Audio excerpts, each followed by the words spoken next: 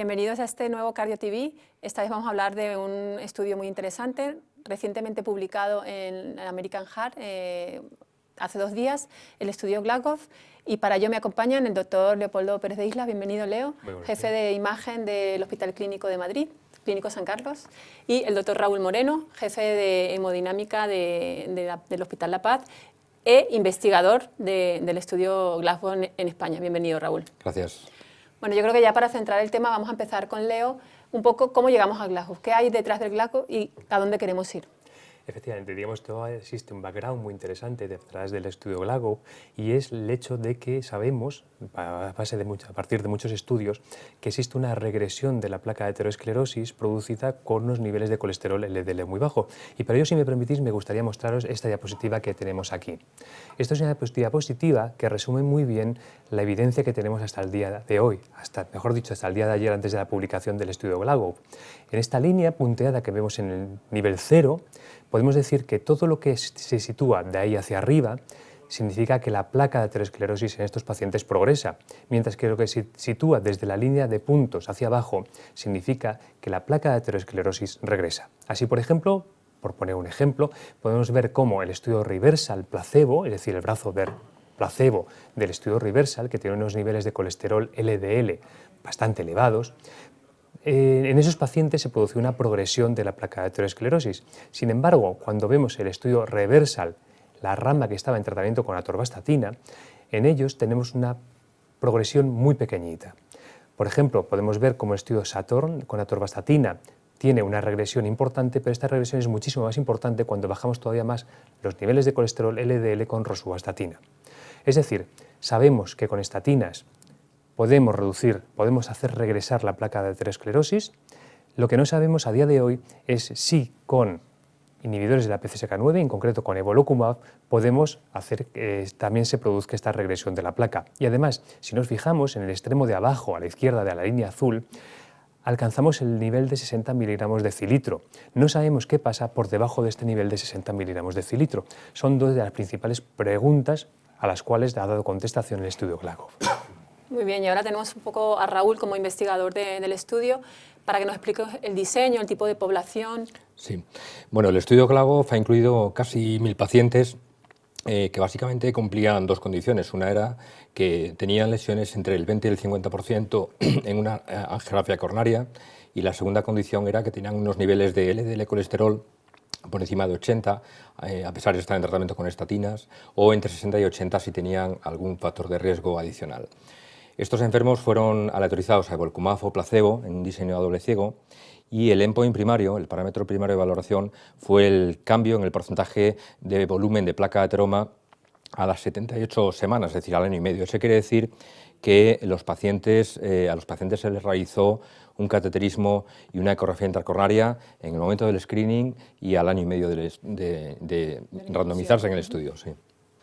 Y el tipo de población, en principio, con el IBUS, ¿podrías explicar a los que no somos hemodinamistas, cardiólogos clínicos, endocrinos, médicos internistas, el IBUS, lo que mide, cómo se mide? Sí, el IBUS, el eco intracoronario, es una herramienta que está en la mayoría de los laboratorios de hemodinámica de nuestro país y permite evaluar una serie de aspectos relacionados con la placa de ateroma, y entre ellos cómo es la pared de la arteria coronaria y cómo es el volumen de placa. Hay una línea negra que podríamos decir que es la membrana elástica externa, y todo lo que hay dentro de esa línea es placa de ateroma. Lo que permite el IBUS es calcular en una serie de cortes y con una serie de programas informáticos cuál es el volumen de placa que hay en un segmento coronario dado. Podemos calcular el volumen o el área, y bueno, el volumen de placa de ateroma permite mayor exactitud en la medición, y además permite tener en cuenta aspectos como la longitud y el remodelado positivo, etc.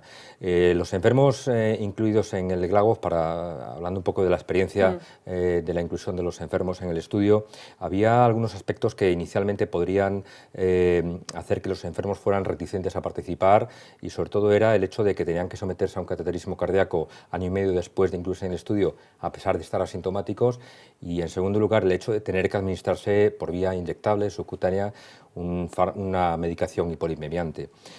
Pero este tipo de enfermos generalmente son muy sensibles a encontrar fármacos o terapias que sean capaces de reducir estas placas de ateroma. Muchas veces los enfermos nos preguntan si esas placas de ateroma que no hemos arreglado con stents porque no son severas, si hay algo para reducir y para que eso mejore, y bueno, pues los enfermos están muy interesados en que esto pudiera ocurrir, ¿no? Y otro aspecto importante relacionado con la investigación del estudio y que ilustra cuál es la eficacia de este fármaco es que algunos enfermos nos venían remitidos por parte del médico de atención primaria porque había encontrado en la analítica unos niveles de LDL del colesterol muy bajos que nunca habían visto, de 30, 25, 35 miligramos de decilitro, y el enfermo cuando venía le decíamos que no se preocupara, que eso es precisamente lo que queríamos conseguir, ¿no?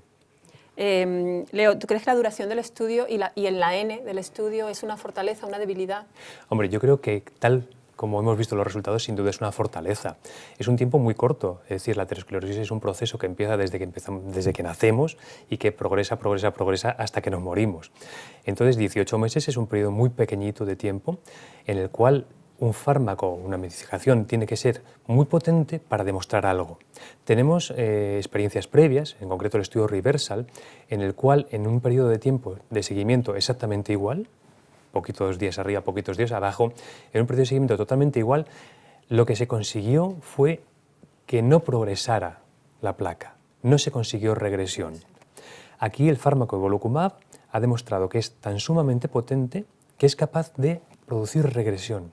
Por tanto, yo creo que en este caso lo que es el tiempo, acotado en el tiempo de 18 meses, un tiempo breve a lo largo, cuando tenemos en cuenta lo que es la longitud de la vida de una persona, ese tiempo tan breve lo que ha hecho ha sido reforzar todavía más lo que es la potencia, la acción precoz y la intensidad de la respuesta de evolocumab en ese tipo de pacientes. Nosotros en la discusión allí en Nueva Orleans se hablaba mucho de la N, ¿no? Que ellos, bueno, un poco pues la N tampoco es una N que grande, son 400 por brazo. ¿Tú qué opinas, Raúl? ¿Es suficiente para sacar una conclusión? Sí, evidentemente, cuando hablamos de nuevos tratamientos hipolipemiantes, lo importante es que se reduzcan los eventos cardiovasculares. Este es un estudio que evalúa un endpoint subrogado, como es la regresión de placa de ateroma, y 1000 enfermos casi en el estudio, por supuesto, es suficiente para demostrar, y de hecho lo ha demostrado, que reduce la placa de ateroma. Podríamos discutir si un 1% de reducción de placa de ateroma es mucho o es poco, pero esto, como decía ahora Leopoldo, es 1 año y medio. Podemos especular qué puede pasar si los enfermos están en tratamiento con evolocumab durante muchos años, durante 10 años o más. Si me permitís hacer un pequeño comentario, ¿no? Y reforzando lo que acaba de decir Raúl, lo que acabas de decir tú, Almudena, ¿no? Hay que tener en cuenta que en estos 18 meses lo normal en tus arterias coronarias es que la aterosclerosis progrese. O sea, no solamente ha conseguido que no progrese la aterosclerosis, sino que regrese la aterosclerosis. Por tanto, podemos decir que además de esa regresión del 1%, tendríamos que sumar la falta de progresión que tendríamos naturalmente y que incluso, sin ir más lejos, en el grupo de placebo, que ya está en tratamiento con estatinas de potencias medias o de potencias altas, existe progresión, incluso con tratamiento. Ahora cuando ya vamos a discutir un poco más detenidamente los resultados, que nos los va a presentar Raúl, pero yo un poco, como cardiólogo clínico, quería un poco comentar qué esperamos de GLACO, porque realmente, o sea, yo como cardiólogo de clínica tampoco, ahora veremos los resultados, pero realmente a mí lo que me dice el GLACO es que hay que seguir, lo que yo quiero es el Fourier, obviamente, ¿no? Ya hablaremos luego de eso, quiero reducción de eventos clínicos, y lo que un poco me aporta a mí el GLACO, más que la medición de la regresión de la placa, que yo creo que es un buen dato, es la innovación y la tecnología dentro del campo de los lípidos, ¿no? Como la sesión en la que se presentó el GLACO se presentaron 4 estudios más, cada uno con una diana terapéutica diferente. Yo creo que, bueno, en este sentido, evolocumab, los anti-PCK9 se presentan como fármacos con una tecnología, con una innovación importante, ¿no? Son fármacos que a veces es difícil entender un poco su mecanismo de acción, y yo creo que en principio pues, es por donde va el futuro, ¿no? del tratamiento de los lípidos, ¿no? Sin duda, yo creo que es un gran avance, son una medicina más personalizada, ¿no? Como se viene a llamar actualmente, y como muy bien has dicho, son el futuro, un futuro que ya está presente aquí, ¿no? Y dentro de los ensayos que se han presentado ahora mismo en Nueva Orleans, yo creo que el fármaco, mejor dicho, el medicamento más maduro de los que se ha presentado Sí, ha sin sido duda. Los Evolocumab. demás eran fase 2B. Sí, sí. Exactamente. Bueno, Raúl, resultados. Vamos a ver, aquí tenemos las diapositivas, que las veréis vosotros en la pantalla. A ver. Sí. Bueno, en cuanto a los resultados, yo destacaría 3 cosas. En primer lugar, la eficacia en cuanto a hipolipemiante. Los enfermos que recibieron solo estatinas, hay que recordar que todos los enfermos estaban en tratamiento con estatinas a dosis altas, la mayoría de ellos, tuvieron unos niveles de L de colesterol durante el estudio de 93 miligramos de decilitro. Y los pacientes que recibieron, además de las estatinas Evolocumab, tuvieron 36,6 miligramos de decilitro, es decir, una reducción muy importante en los niveles de L colesterol. El segundo aspecto es que el estudio fue positivo en cuanto al parámetro primario de valoración del eco intracoronario, de tal manera que los enfermos en los que no se había dado Evolocumab hubo una progresión del 0,1%, pero los enfermos que sí que habían recibido Evolocumab tuvieron una regresión del 0,9% y eso significa un 1% de diferencia entre ambos brazos de tratamiento. Y ahí te interrumpo, porque Sí. mi pregunta es suficiente eso? Claro.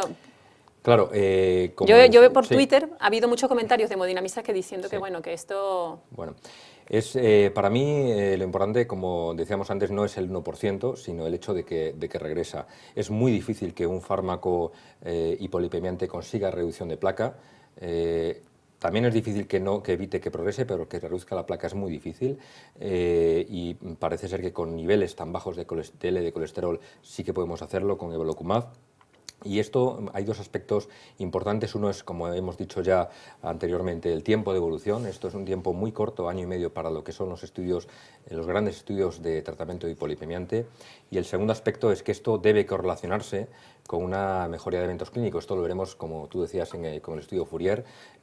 Y si, como todos esperamos, hay una reducción de eventos cardiovasculares, sería todo consistente con la eficacia de reducir los niveles de LDL colesterol por debajo de lo que estamos haciendo actualmente, y eso conseguiríamos reducir la placa de troma y esperamos que también reducir los eventos cardiovasculares. Los objetivos secundarios también se cumplieron. También se cumplieron. Un objetivo secundario importante también era en cuántos enfermos había regresión de placa, y en 2 de cada 3 enfermos asignados a Evolocumab hubo una regresión de placa.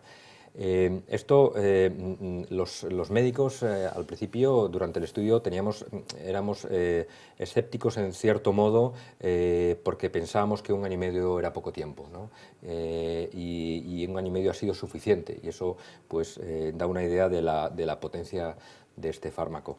Y luego, siguiendo también con los resultados, hay otros 2 aspectos que yo creo que son muy importantes. Uno de ellos es que en los enfermos asignados a Evolocumab el grado de regresión de placa estuvo relacionado con el grado o con el nivel de reducción del LDL colesterol. Es decir, que incluso dentro de los enfermos en los que hubo regresión de placa, hubo más regresión en los enfermos en los que el LDL colesterol se redujo más.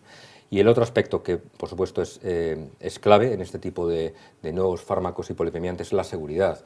Estábamos un poco preocupados también durante el estudio en que pudiera haber alguna alarma en cuanto a efectos secundarios a nivel hepático, muscular, neurológico u otros niveles, y el estudio con, repito, 1000 enfermos, una potencia yo creo que suficiente para que hubiera saltado alguna alarma si hubiera algún problema, no ha mostrado ninguna diferencia en cuanto a eventos secundarios en los 2 brazos de tratamiento, y esto pues confirma que el Evolocumab es seguro, eficaz y seguro en reducir los niveles de colesterol y de reducir la placa de ateroma. Hay un subgrupo ahí importante que es los pacientes que empezaron basalmente con menos de 70, que incluso son los que más se benefician, Sí. ¿no? Que incluso llegan a una media de 20, incluso a 15, ¿no? Y esos pacientes todavía tienen mayor beneficio en la regresión de la placa, ¿no? Efectivamente, porque uno podría pensar que dentro de la población de enfermos que se incluyeron son aquellos que no tenían un control óptimo del todo. Siempre pensamos que el que más se beneficia es el que está peor, ¿no? En este caso todos se beneficiaron y, como decíamos, aquellos en los que más se redujo, más beneficio obtuvieron.